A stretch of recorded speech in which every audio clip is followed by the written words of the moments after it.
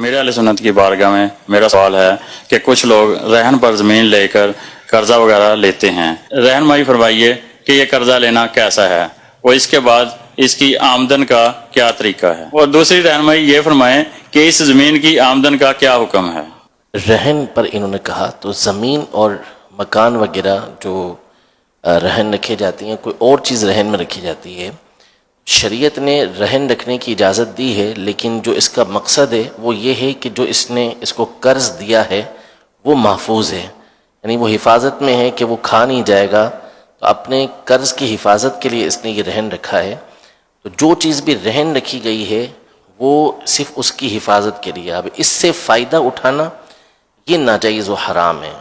کیونکہ یہ قرض کے ذریعے فائدہ اٹھا رہا ہے، اور قرض کے ذریعے فائدہ اٹھانا یہ سود ہوتا ہے۔ حدیث مبارکہ ہے کل قرض جر منفعۃ فہو ربا، کہ ہر وہ قرض جو نفع لے کر آتا ہے، کھینچ کر آتا ہے، وہ سود ہوتا ہے۔ تو یہ جو ہمارے یہاں رواج ہے کہ مکان رہن پر رکھ لیتے ہیں اور پھر اس کے اندر خود رہتے ہیں یا آگے کرائے پر دے دیتے ہیں، اسی طرح زمین جو ہے وہ رہن پہ لیتے ہیں اور اس کو آگے کرائے پہ دیتے ہیں یا خود رہنا شروع کر دیتے ہیں، خود فائدہ اٹھاتے ہیں، تو یہ سود ہے، شرعاً حرام ہے، اس کی اجازت نہیں ہے۔